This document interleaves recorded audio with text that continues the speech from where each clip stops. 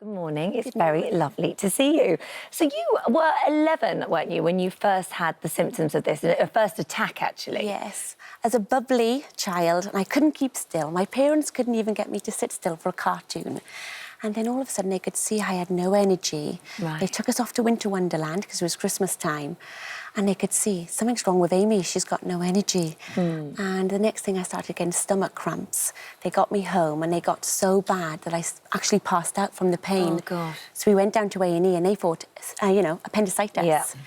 And I went years then with these battling, awful stomach. How often would it happen? It could happen, well, at that time I can remember December, January, February. I was hardly in school. I was constantly in and out of hospital. They thought it could have been, growing, as you're growing and your body changing. And it took until 19 for me to get diagnosed. 8 years? God, that's a long time, isn't it? It came with a vengeance when I was 18. Did it? And what are the symptoms? What were the symptoms then when it came with a vengeance? Terrible vomiting, so extreme vomiting, extreme pain where my body couldn't cope. It would shut down. I'd need to go into hospital because I just couldn't cope. And of course, like 19, this is a moment when you, as a dancer, this is an age when you should be working loads, competing loads, and you've got all of this skill, and yet your body is not allowing you to do it. It must have been incredibly frustrating. And I could see my twin sister in university living the life and my brother. And I had these enormous dreams. I wanted to become a British champion. I wanted my own dance school and obviously a big dream of Strictly Come Dancing. And I could just see them fading away. Yeah. And I was in hospital for a total of 6 weeks when I was 19. Wow. And I missed the British Open Championships. And I know what it feels like now to have my dancing taken away from me.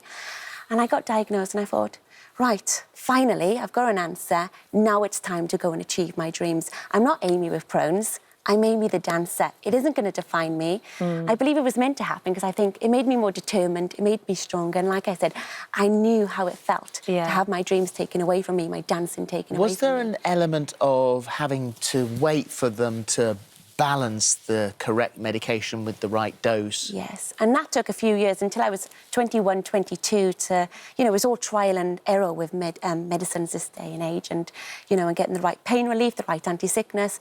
And touch wood, I've got the most incredible doctor and, I am in remission. I have the bad days.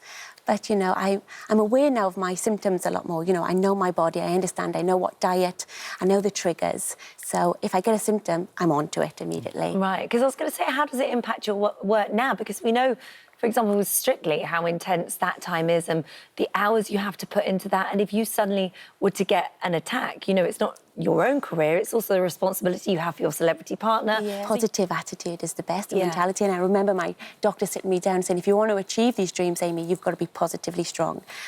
So the slight symptom, I'm onto it.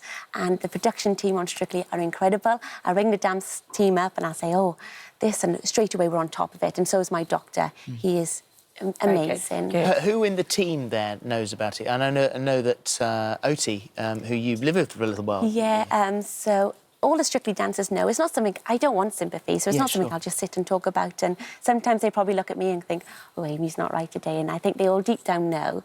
But Oti and Diana seen it firsthand. So I was living with Oti and I had a night of terrible vomiting and pain. And bless her, she spent all night with me. And then went off to rehearsals the next day. She was ringing producers at 4. Amy's not right. And she'd ring my fiancé. And Ben said, this is normal. She'll be fine. Just leave her. And I was constantly vomiting. But is there a likelihood that on show day that it could all start and you wouldn't be able to perform? I guess, that is a possibility, but I guess anybody could come down with a sickness bug on the day, couldn't they? True, isn't Anybody could have an injury, and, there's always a backup plan. And I think so long as I talk about to a production team and we're on top of it. Yeah, you cope and you get on with it and you find a way. Yeah. There is a reason, though, that you're talking about this publicly now, although it was no great secret. This is the first time you've spoken very openly about it, and this was inspired by a little girl called Lacey, wasn't it? And she's 9, and she wrote you a letter. Yeah, and I can remember crying when I read the letter, and she sent me the most beautiful letter saying that she was diagnosed with the Crohn's disease, and she made me. She said that I made her realise she could still achieve her enormous dream of being a vet. And then I thought, you know what, there could be others out there, who have dreams like I did of being a dancer as a little girl, and that they can still achieve it. You know, you might miss a few exams along the way, but you'll get there on the end. You know, at the end, I missed competitions and auditions, but I got there. It might have taken me longer. And so, yeah, Lacey inspired me to take the guts to go out there and talk about it. Well, she said in that letter, "Dear Amy, the best dancer ever. I've just been diagnosed with Crohn's disease, just like you.